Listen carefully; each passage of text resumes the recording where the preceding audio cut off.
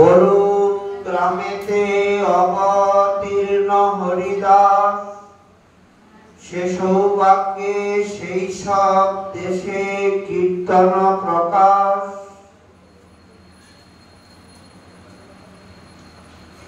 কলিযুগ পাবন অবতার শ্রী শ্রী গৌরাঙ্গ মহাপ্রভুর নিতাই গৌর সুতানাত্মনন্দে হরি পরম অন্তরঙ্গ প্রিয় পার্শ্বদ নামাচার্য শ্রী শ্রী হরিদাস ঠাকুরের এই নির্যান উপলক্ষে আমরা শ্রী শ্রী হরিদাস ঠাকুরের পুত পবিত্র চরিতামৃতকে কিঞ্চিত শ্রবণ কীর্তনে নিজের বাণী এবং সেই তার কৃপায় মানব জীবনকে ধন্য করার প্রয়াসী। মহাপ্রভুর যত পরিকর, তাদের ভিতরে ঠাকুর হরিদাস সর্বোপরি। বর্তমান বাংলাদেশের সাতক্ষীরা জেলার অন্তর্গত বনগ্রামের অনতি দূরে বরুণ গ্রামে, বরুণ নামে একটি ক্ষুদ্র গ্রাম, হরিদাস ঠাকুর সেই বরুণ গ্রামে আর মুসলমান ঘরে জন্মগ্রহণ করেছিলেন। তার বাল্যকালে কোন ঘটনায় কোন বৈষ্ণব মহাজনের লেখনীতে উল্লেখ আমরা পাই না। চৈতন্য ভাগবতের আদি একাদশ পয়ারে আর বেশাবতার লিখছেন, বরুণ গ্রামেতে অবতীর্ণ হরিদাস, সে সৌভাগ্যে সেসব দেশে কীর্তন প্রকাশ। তিনি কতকাল পিতৃগৃহে ছিল, কিরূপে কোন পরশমণির পরশে তিনি সংসারের সকল বন্ধন ছিন্ন করে শ্রীহরির পাদপদ্মে আশ্রয় গ্রহণ করেছিলেন, কয় ভাই ছিল, কি তার পিতার নাম ছিল, কি তার মায়ের সম্বন্ধ, এগুলি আমাদের আচার্যগণ উল্লেখ করেননি। সে কথা এখন কাউর জানারও সম্ভব নয়, কারণ যেহেতু তখনকার আচার্যরা লিখেনি, তারা জানার চেষ্টা করেনি। এখন আমাদের জানতে যাওয়া মানে সমুদ্রের তলে গিয়ে আর বালুর অন্বেষণ করা।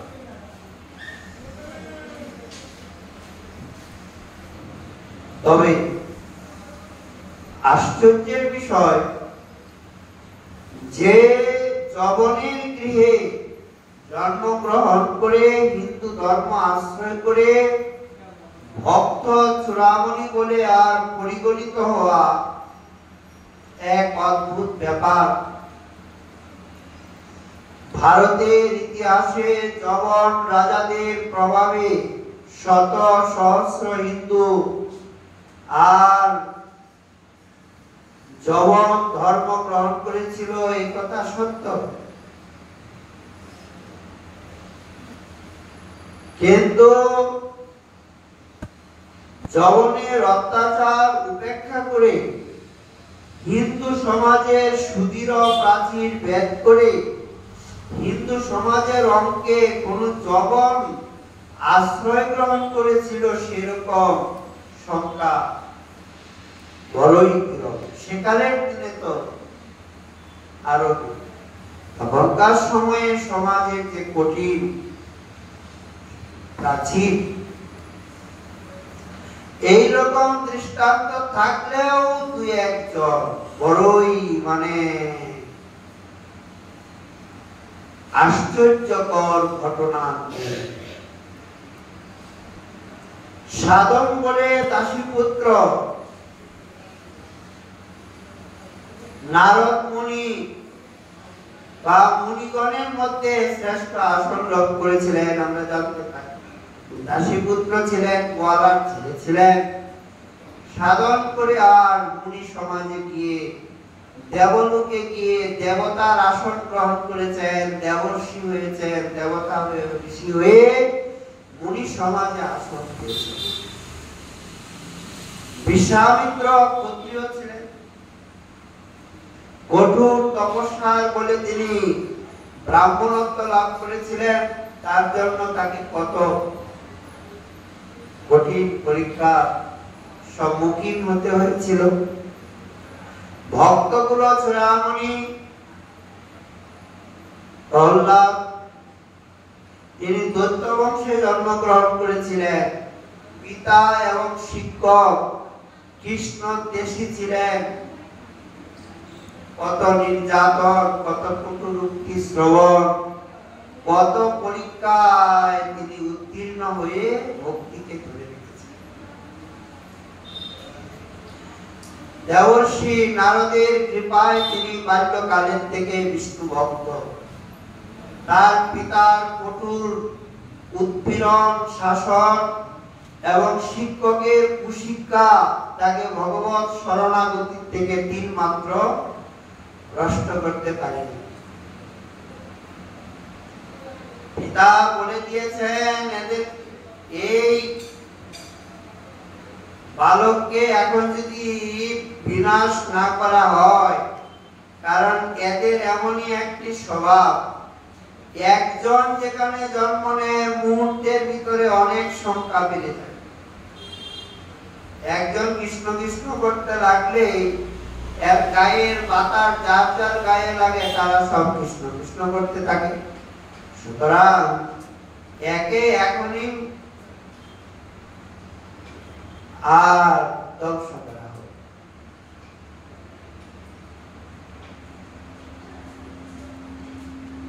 গুরুদেব পর্যন্ত বলছে যে তুই দৈত্যরূপী চন্দন বনে, তুই বিষ্ণু ভক্তরূপী কাটা কোথা থেকে জন্ম নিলি? দৈত্যরূপী চন্দন বনে আর বিষ্ণু ভক্তরূপী কাটা তুই কোথা থেকে এলি? হরিদাস ঠাকুর বঙ্গদেশে দ্বিতীয় প্রহ্লাদ রূপে অবতীর্ণ হয়েছিলেন। এই জন্য কৈলাসের সাহিবপাদ নিজে লিখছেন, জবং তারণেয় যার নাহি ভ্রুভঙ্গ, প্রহ্লাদ সমান যার গুণের তরঙ্গ। যার মুখ প্রহ্লাদের সমান। প্রহ্লাদের ন্যায় তিনি সকল অগ্নি পরীক্ষায় উত্তীর্ণ হয়েছিলেন ছলে।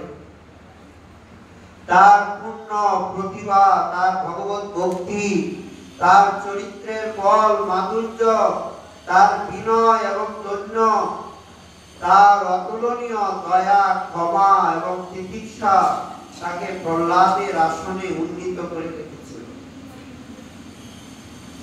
প্রহ্লাদের কথা বেদ পুরাণের, কিন্তু ঠাকুর হরিদাসের কথা তো পঞ্চদশ শতাব্দীর বেশি দিনের।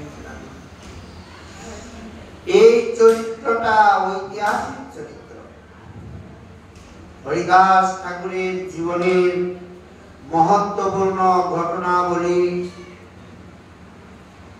বৈষ্ণব মহাজনগণ শ্রীমান মহাপ্রভুর অমৃতময় চরিত্রের সঙ্গে আর গ্রন্থন করে রেখেছেন। মহাপ্রভুর কথা বলতে গেলে তো হরিদাসের প্রসঙ্গ আসবেই। আর হরিদাসকে মহাপ্রভু যেমন সম্মান দিয়েছেন, যেমন মর্যাদা দিয়েছেন, যেমন উচ্চ আসনে বসিয়েছেন, এটা বড়ই বিরল।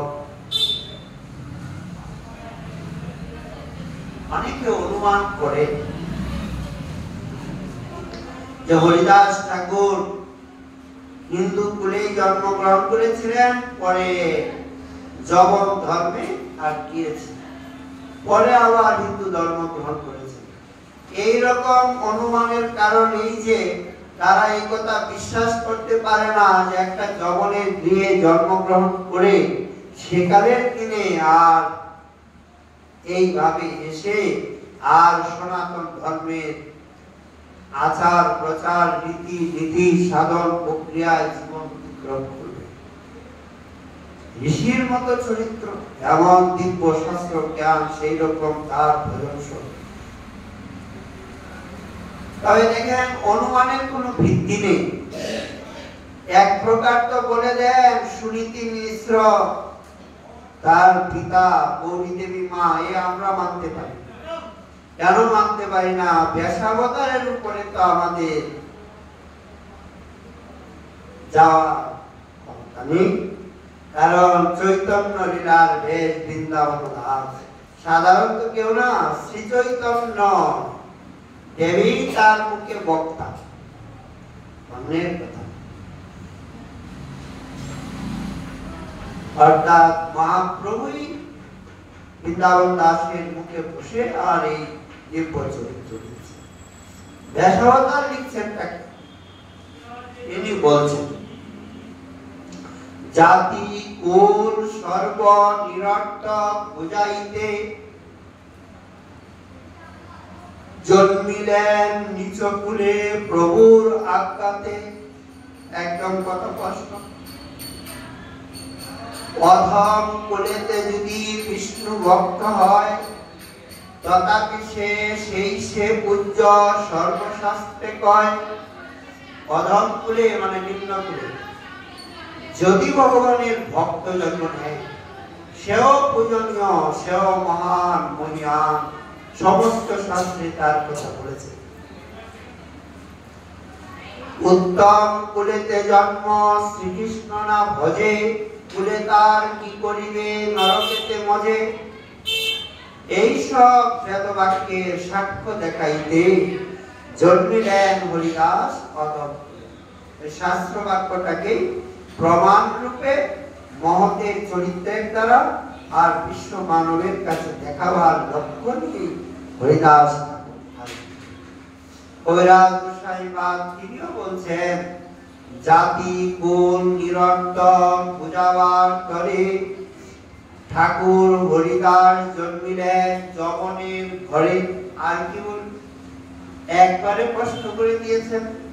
এরপরে যদি তোমাদের সংশয় থাকে, এখন কি আবার তার বাবা, তার মা, ঠাকুরদা এদের নাম বলতে জানার দরকার আছে? কি দরকার?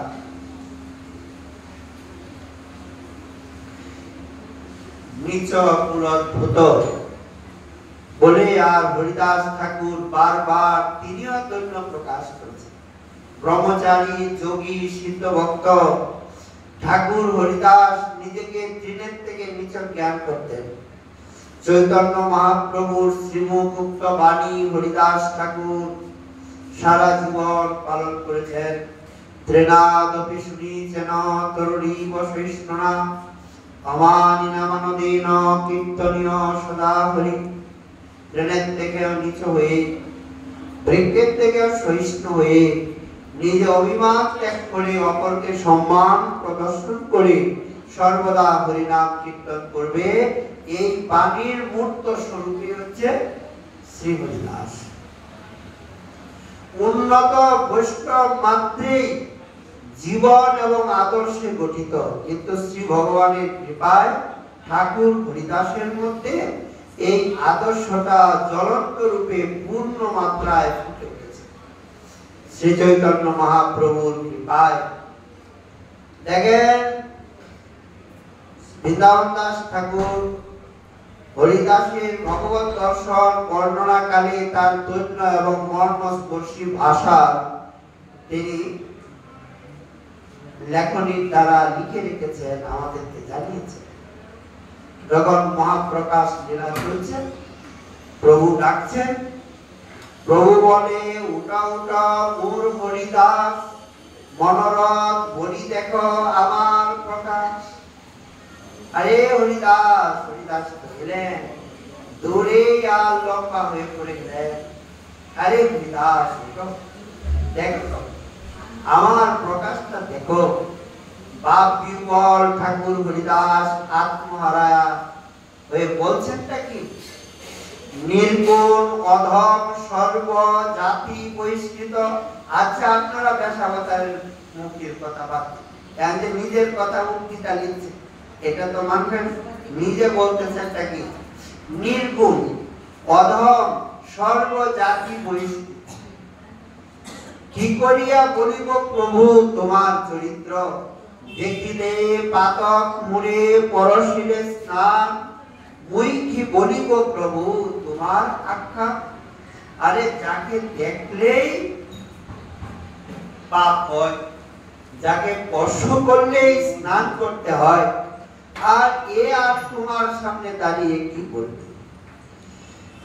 হরিনদী গ্রামে দুর্জন ব্রাহ্মণ যখন ব্রাহ্মণ সভার সকলের সামনে হরিদাস ঠাকুরকে ডাকছে, এদিকে কত বড় স্পর্ধা! তুই জবলপুরে জন্ম নিয়ে আর আমাদের ধর্মের আচরণ করছিস, এর পরিণতি তুই জানিস? হরিদাস ঠাকুর কীর্তনের অবতার হয়ে গিয়ে আর কার শিক্ষা হরি নাম ডাকিয়া লইতে। এই তুই যে রাত্রের বেলা এইভাবে হরে কৃষ্ণ কৃষ্ণ মাধব ইত্যাদি উচ্চস্বরে ডাকিস, এটা কার শিক্ষা? এই তো পণ্ডিত সভা বল হইহাতে দেখাও।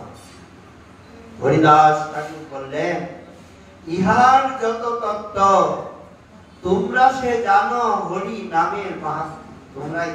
আমি এখানে নিজে অভিমান ত্যাগ করে আক্রমণকারীকে সম্মান প্রদর্শন করে আর এদের যে ভাষা তুচ্ছ তাচ্ছিল্য হেয়তাপূর্ণ ভাষায় আর ঠাকুরকে সম্বোধন করছে।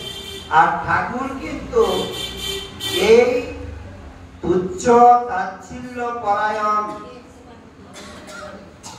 আক্রমণকারী অসুরকে পর্যন্ত সম্মান দিয়ে কথা বলছেন।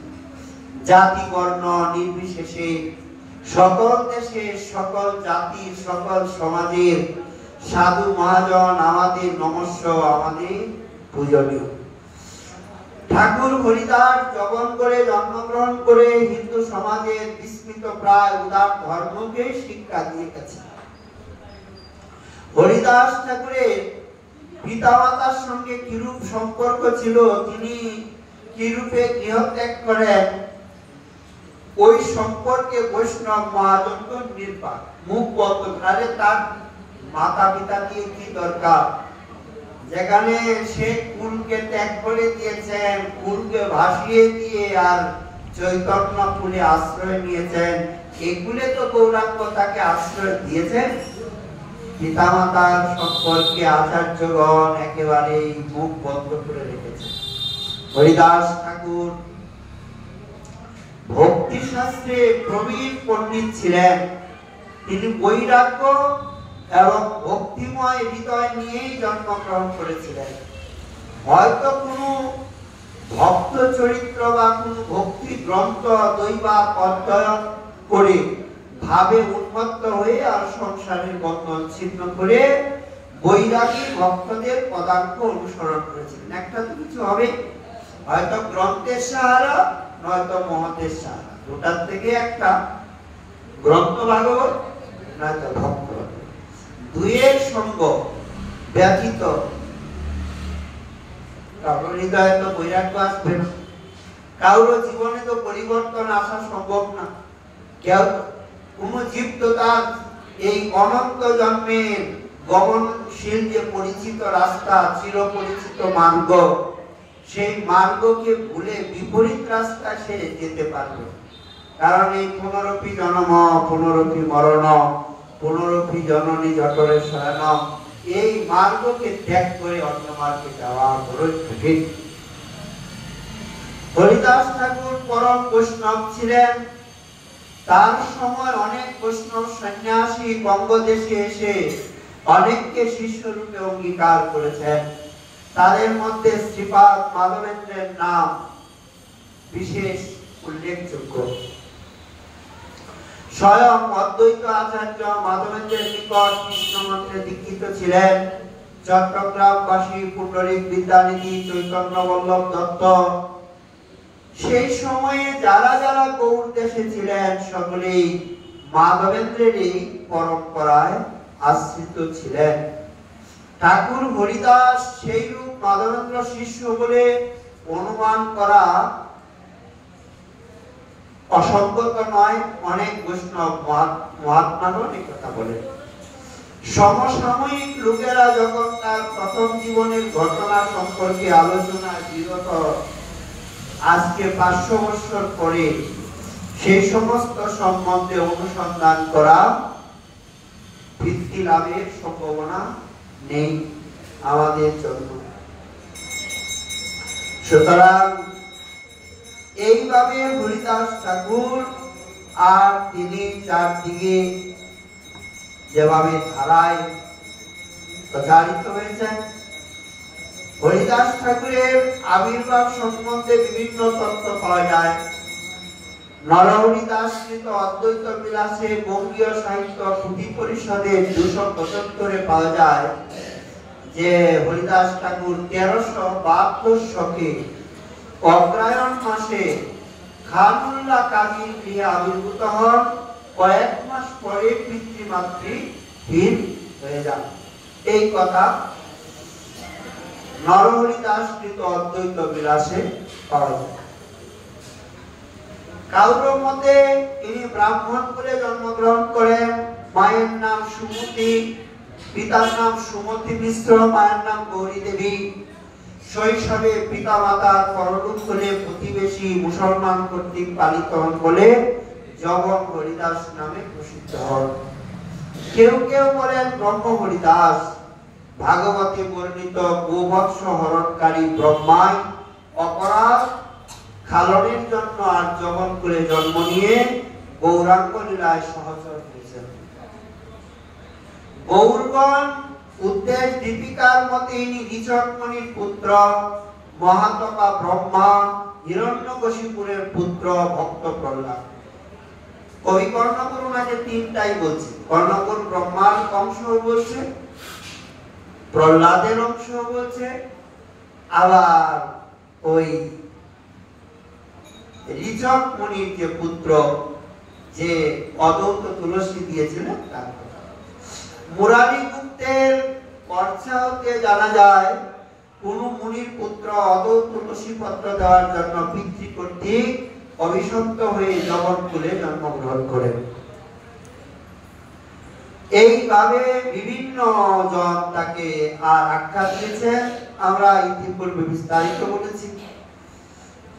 বেনাপুরে যখন ছিলেন, আমরা সর্বপ্রথম হরিদাস ঠাকুরের সঙ্গে পরিচিত হই বেনাপুরের থেকে। ওই অরণ্যেই তিনি সাধন করেছিলেন। ওই বেনাপুরের একটি ক্ষুদ্র গ্রাম। ঠাকুর হরিদাস অকৃত দান, জীবনে বিবাহ করেননি। তিনি সকল সুখে জলাঞ্জলি দিয়ে এই বেনাপুরের গহন বনমধ্যে প্রবেশ করলেন। সেই বিজন বনে একটি কুটির নির্মাণ করে তার মধ্যে তিনি বাস করতেন। ঠাকুর হরিদাস তার কুটিরের নিকটে একটা তুলসীর তরু রোপণ করেছিলেন। তিনি সূর্যোদয়ের কিছু পূর্বে শয্যা ত্যাগ করে প্রাতঃ স্নান করে তারপর তুলসীর মূলে জল সেচন করে সেই পর্ণ কুটিরে আর নাম কীর্তনে নিবিষ্ট থাকতেন। তিনি এমন সুমধুর ধ্বনিতে হরিনাম উচ্চারণ করতেন যে লোকের প্রাণে তার সঙ্গীতের ন্যায় সুখ জন্মাত। মানে জীবনে বহু জায়গায় ঘুরেছি, কথায় মনে হলো বলছি। বহু মহাত্মাদের গেছি, কিন্তু একবার উড়িষ্যায় গিয়েছিলাম একজন ভক্তের সঙ্গে দেখা করতে। তারই একজন অনুগত নিয়ে গেল, নীরবে গেলাম। কিন্তু এমন স্বাভাবিক কেবল নামই করে যাচ্ছে, কোন সুর তাল লয় নয়, কেবল সংখ্যাই করছে, নাম যে করছে না।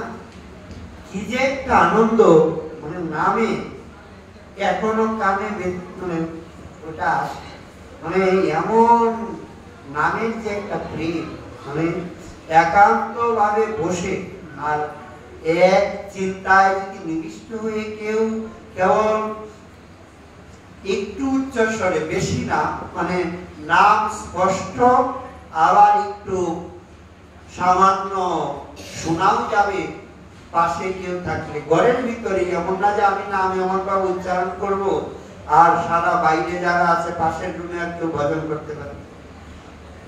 মানে এত মনে একটা শান্তি হচ্ছিল, মনে হচ্ছিল যে না, এই মনে হয় যেন একটা আলাদা রাজ্যে এসে আর ঢুকে যাওয়া হয়েছে। এইরকম হরিদাস ঠাকুরের যে নাম নিজে যখন জপ উচ্চারণ করতেন, যদি কেউ শুনতেন, উনি কিন্তু সঙ্গীতের ন্যায় রাগ লয় তাল মান নিয়ে করছেন না, নিজের গতিতে সাধন প্রক্রিয়ায় করে চলছেন, কিন্তু তার একটা শান্তি আলাদা। তার নাম কীর্তন শোনার জন্য দিবসে প্রায় সময়ই বহু লোক তার আশ্রমের পদূরে বসে থাকত। তিনি তো কাউকে দেখা দিতেন না, কিন্তু দেখেন পদ্ম ফুল যেখানে ফুটো, ভ্রমর তো জানি, ভক্তরূপী ভ্রমর, তারা যখন বুঝে গেল যে অমুক জায়গায় এক সাধক নাম নিষ্ঠায় আর ভজন করছে, বহু দূরে বসে থেকে আর তিনি ভজন করতেন, বহু দূরে বসে থেকে শুনতেন, নাম শুনতেন। তিনি সমস্ত দিন নাম কীর্তন করতে করতে এইরূপ প্রেম সিন্ধুর নীরে মগ্ন হতেন যে ক্ষুধা তৃষ্ণা ভুলে যেতেন। কিরূপে দিন অতিবাহিত হতো তা তার নিজেরও জানা ছিল না। সকাল থেকে সন্ধ্যা পর্যন্ত আমাদের ব্রজেও আজ থেকে বেশি দিন নয়, 50 বছর আগেরও যদি এই মানে ইতিহাস খতিয়ে দেখা যায়, তাহলে প্রত্যেক কুটিরের ভিতরে যে এক নির্জন নাম সাধনার ঝঙ্কার ছিল না, এখনো আছে, কিন্তু থাকলেও মানে কাল বলি অনেকটাই এসে আমাদের উপরে প্রভাব বিস্তার করে দিচ্ছেন।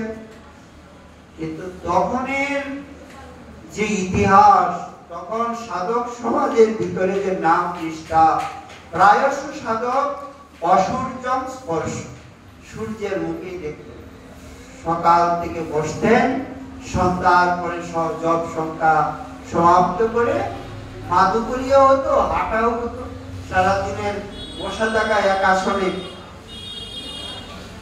সন্ধ্যায় মাদুকরির জন্য তো সেখানে তো আর ঘরের থেকে রান্না বান্নার তো কোনো বালাই নাই।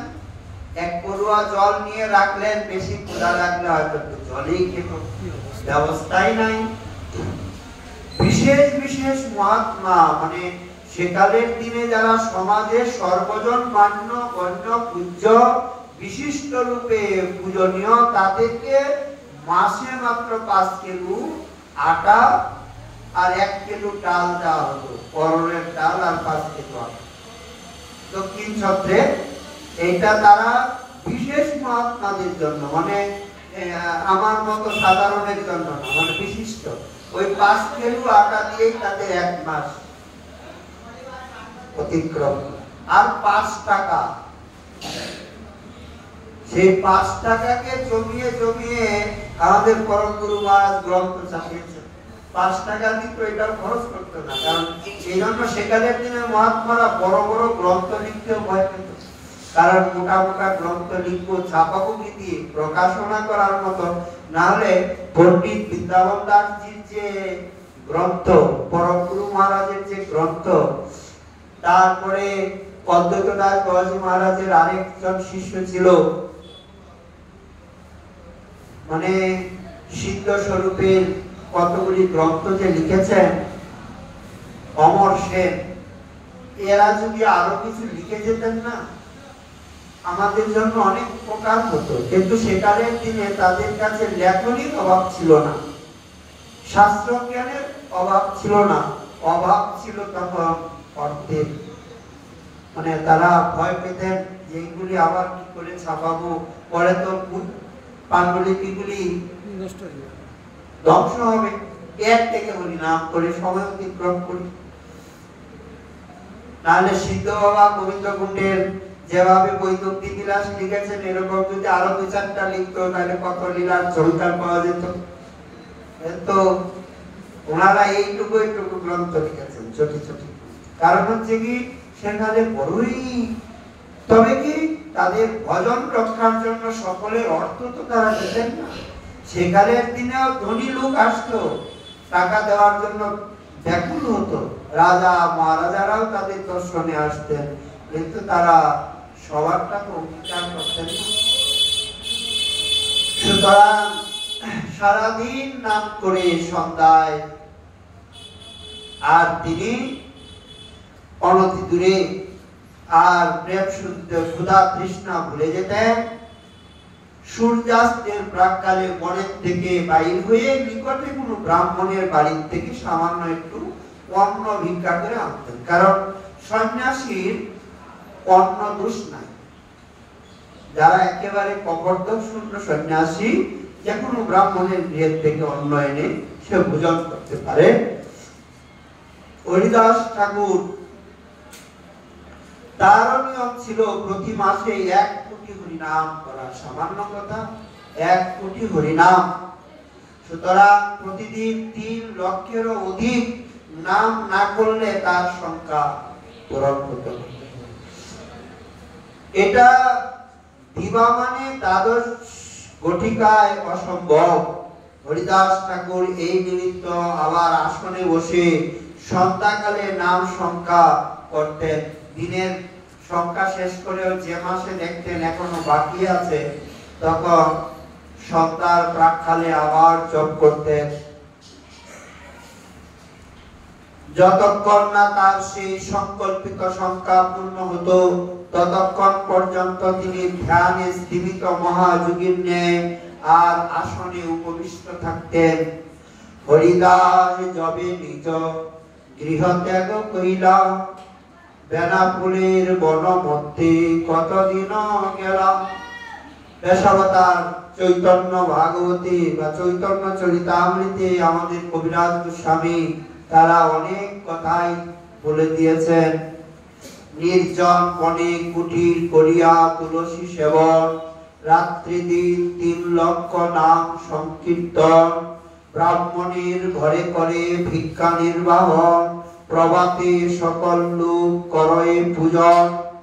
তিনি লোকালয়ে রতুরে থাকতেন, উচ্চ রব করে নাম কীর্তন করতেন। সেই সুমধুর কীর্তনের মোহিনী শক্তিতে প্রস্ফুটিত শতদল পানে মধুরূপী ভক্তবৃন্দ যেরূপ ধাবিত হয়, সেই রূপ শত শত লোক চতুর্দিক থেকে এসে তাকে ঘিরে দাঁড়াতেন।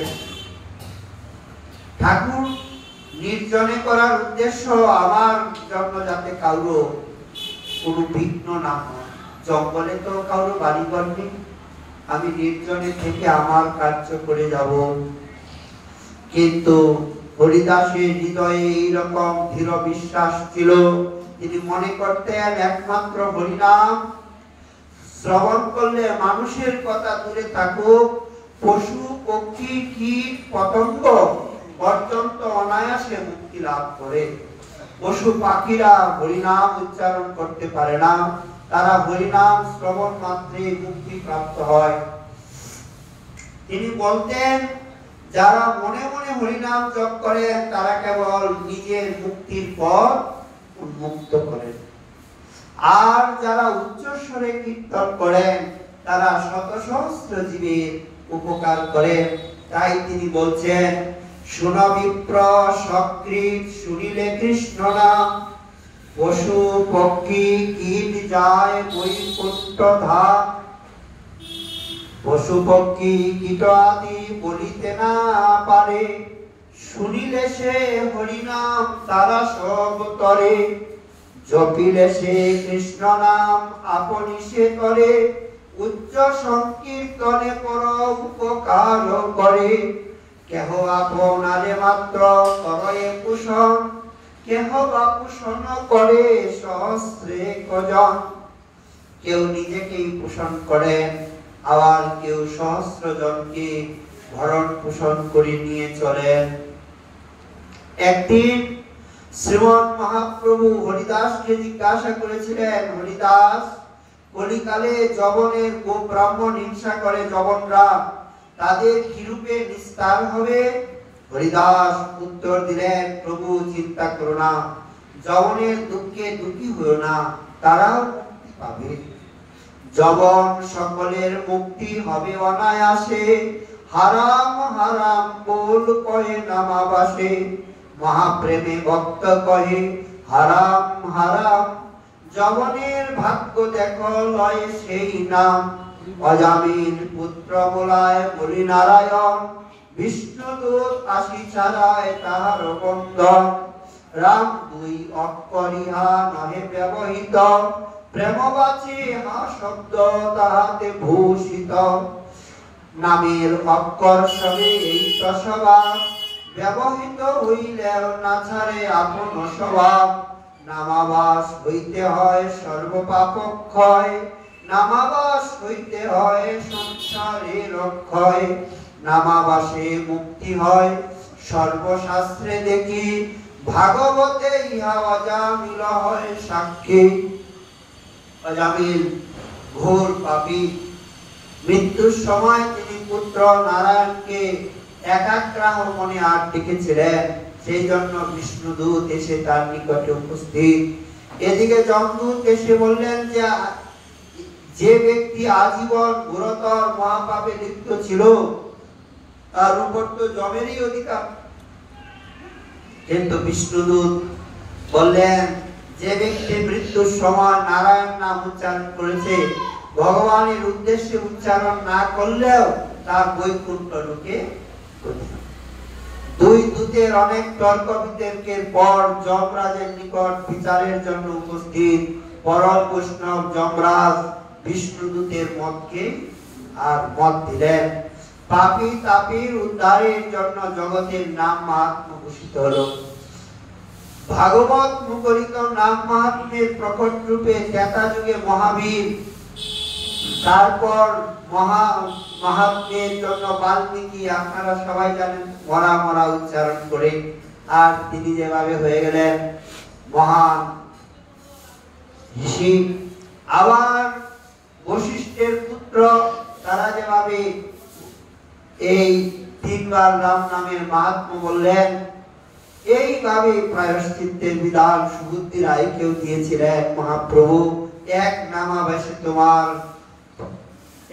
নামাবাসে তোমার পাপ দোষ যাবে, আর নাম লইতে কৃষ্ণ চরণ পাইবে। একবার হরি নামে যত পাপ হরে, পাপী হয়ে তত পাপ করিবারে নারে। প্রায়শ্চিত্তের জন্য এই হরি নামই সর্বোত্তম। আবার সত্যভামার দক্ষিণার জন্য এক কৃষ্ণ নাম লিখে দিলেন। তুলসীর উপরে দিল, তুলের উপরে দিল তুলসীর পাত, নিচ হইল তুলসী ঊর্ধ্বেতে জগন্নাথ। স্বয়ং কৃষ্ণ তুলার মতো উপরে আর নিচে নাম। কৃষ্ণ নাম গুণের বেদে নাহিক সীমা, কৃষ্ণ হইতে নাম ধন কর। জপ কৃষ্ণ নাম চিত্ত করি ধর, হরি হরি বলিয়া পাইব হরি দেহ। হরির মুখের কথা নাহি সন্দেহ। কাশীরাম দাস সুন্দরভাবে বর্ণনা দিয়েছেন। ঠাকুর হরিদাস নাম সাধন করছেন। হরিদাস নিজাকৃতে প্রভু বসাইয়া যেভাবে হরি নাম করেছেন, দেখেন এরপরে হরিদাস ঠাকুরের ভক্তি পরীক্ষা শুরু হল। রামচন্দ্র খান বনগ্রাম অঞ্চলের তৎকালীন সময়ের ভূমির অধিকারী। কবিরাজ গোস্বামী তাকে বৈষ্ণব বিদ্বেষী, পাষণ্ড প্রদান বলে আর বর্ণনা করেছেন। সাধারণ কেউ বলেনি। কবিরাজ গোস্বামী পাদ বলছে সাধারণ নয়, একেবারে বৈষ্ণব বিদ্বেষী, মূর্তিমান পাপেরই বিগ্রহ। তার অধিকারের মধ্যে শত শত লোক প্রতিদিন হরিদাস ঠাকুরের চরণ তলে গিয়ে আর পড়ে। রাজাকে থেকে একবার প্রণাম করে না, মাথা নত করে না। আর ওই একটা জঙ্গল বসে আছে ওখানে, আর জঙ্গলের মধ্যে গিয়ে প্রণাম করে, আর তাকে দেখলেই ভক্তি গদগদ চিত্তে অবনত হয়, ঠাকুর উদ্ধার করুন, রক্ষা করুন, কৃপা করুন। রাজা রামচন্দ্র খা মনে মনে চিন্তা করছে, ঠাকুর রক্ষা করবে, তারাও ঠাকুরকে কে রক্ষা করে আগে এই চিন্তা করতে লাগলো। রামচন্দ্র খানের পক্ষে বড়ই অসহনীয় মনে হচ্ছে, এইটা তো হতে দেওয়া যায়। ভরণ পোষণ আমি করি, আর ইয়া প্রণাম করে ওই জঙ্গলের ভিতরে তারা সাধুদ্রোহী ঈর্ষাপরায়ণ রামচন্দ্র খা হরিদাস ঠাকুরকে অপদস্থ, লাঞ্ছিত এবং বিরক্তিত করার জন্য নানা উপায় উদ্ভব করতে লাগলেন। রামচন্দ্র খানের সকল চেষ্টা ব্যর্থ হলো।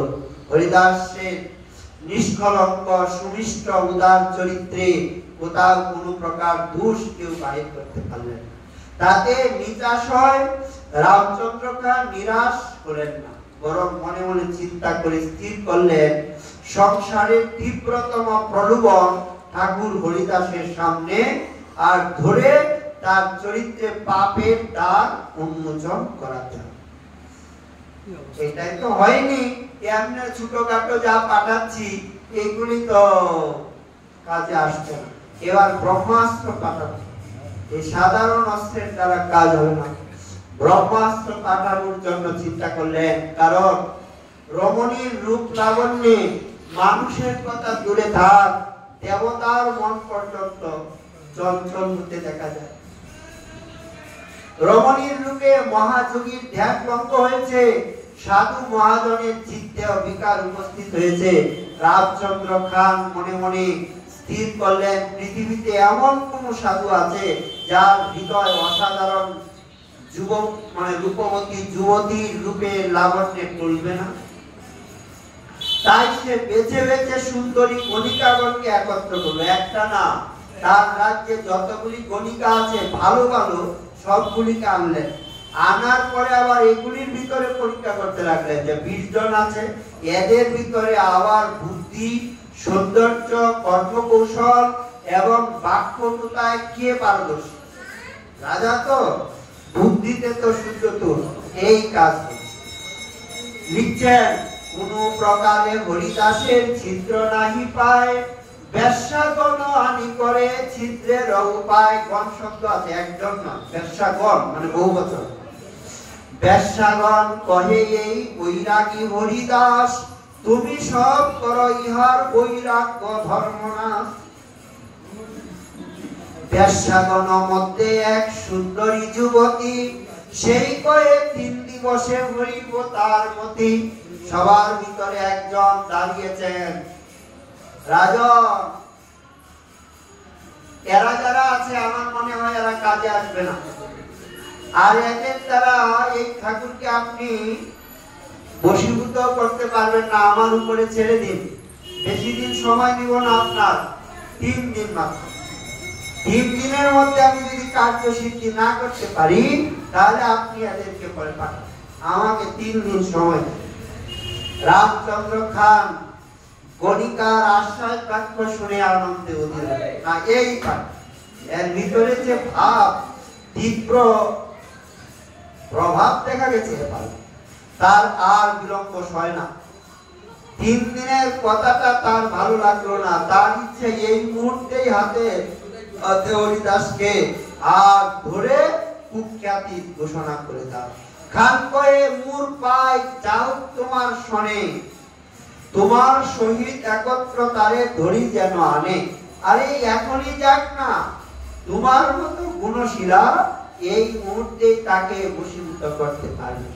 রমণী রামচন্দ্র খানের অপেক্ষা বেশি বৃদ্ধি রাখলেন।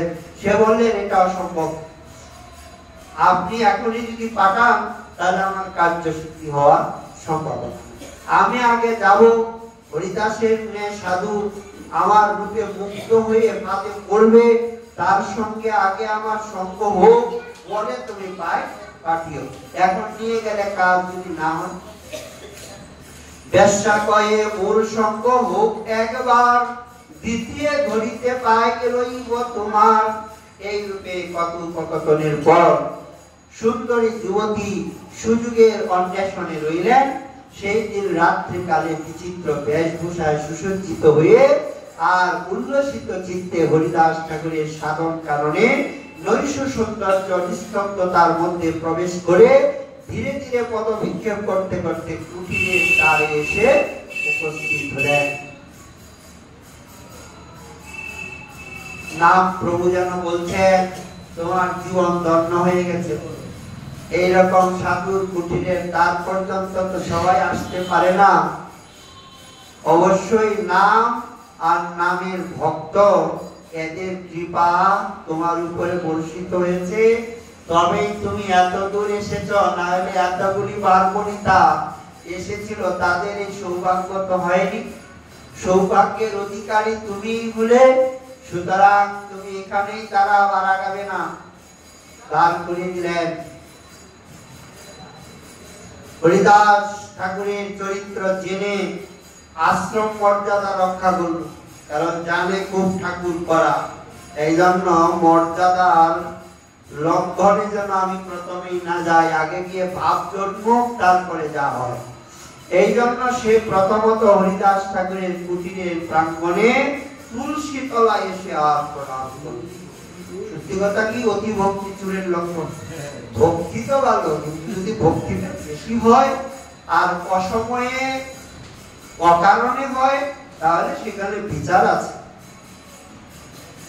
দেখতে পেলেন সম্মুখে পবিত্র উজ্জ্বল অতি সুন্দর এক দিব্য মূর্তি উপবিষ্ট হয়ে আর হরিনাম করছিল। দাস ঠাকুর যুবক, দেখতে শুনতে একেবারে আজন্ম ব্রহ্মচারী। আরে বাবা, সমস্ত শক্তির উৎসই তো ব্রহ্মচর্য। রূপ লাবণ্য ইত্যাদির মূল উৎপত্তি ভূমি ব্রহ্মচর্য। দেখেন, সবাই তো সারাংশ চায়, কেউ বর্জিতাংশ দিয়ে ভগবানের সেবা হয়। সারাংশ, সমস্ত দেহের সারাংশ দিয়ে হরিদাস ঠাকুরের দেহ গঠিত। ওনার দেহের থেকে একে তো ভজন তেজ, আর দ্বিতীয় ব্রহ্মচর্যের তেজ এমন রূপে নির্গত হচ্ছে, অন্ধকার গৃহটা যেন আলোকিত হয়ে যাচ্ছে। একটা প্রদীপ আছে, সাধারণ ঘৃত প্রদীপ, কিন্তু এই প্রদীপের থেকে ঠাকুরের দেহের প্রদীপ অনেক গুণে বেশি। বেশ্যা তাকে প্রণাম করল।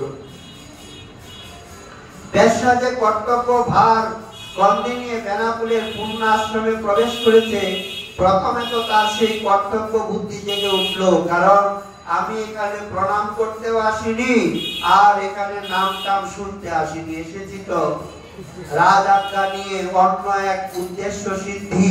এই জন্য যা কিছু করছে ভিতরে ভিতরে কেবল ছিদ্র অন্বেষণ করছে, যে কি করে এই যে লক্ষ্মীন্দরের যে এত বড় সেই লোহার সেই বাসরঘর, এর মধ্যে কি করে প্রবেশ করা যায় এই চিন্তা করতেছে, রাস্তা দেখছে।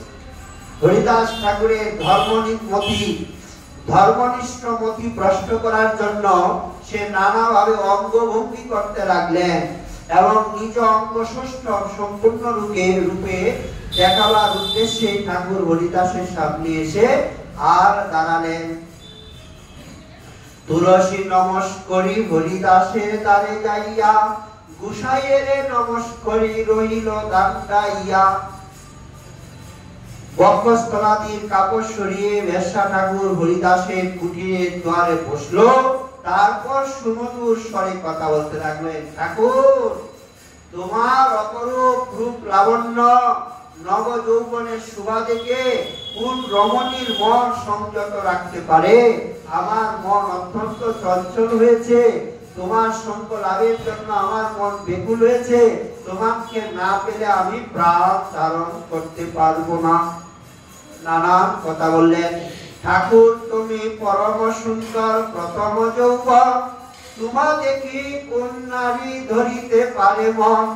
তোমার সঙ্গম লাগি লুব্ধ মোর মন, তোমা না পাইলে প্রাণ না যায় ধারণ। আজানুলম্বিত ভুজ কমল নয়ন, সর্ব মনোহর মুখ চন্দ্র অনুপম।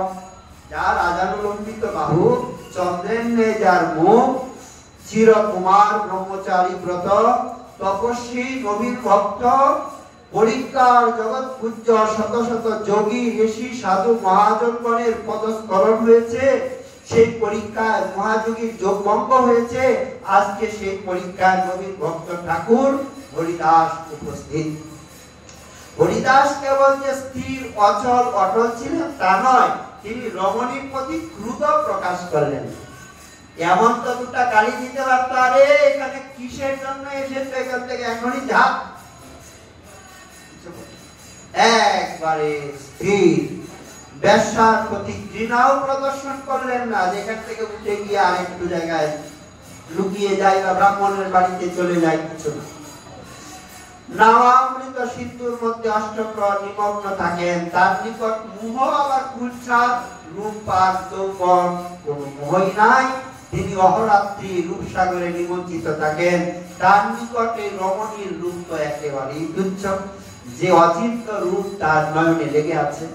আমরা আর যেতে পারবো না। পুরুষ সাক্ষ্য সিংহের কথা বলতে যাচ্ছিলাম, যে কেমন করে ওই কোথায় সেই সাক্ষ্য সিংহ বুদ্ধ, আর কোথায় সেই যিশু খ্রিস্টান, আর কোথায় আমাদের হরিদাস। এদের চরিত্র পাঠ করলে ওরা এখানে দাঁড়াতেই পারবে না। বলবো সব বিষয় ধীরে ধীরে। আমরা হরিদাস ঠাকুরের তো আগামী কালকে তিথি।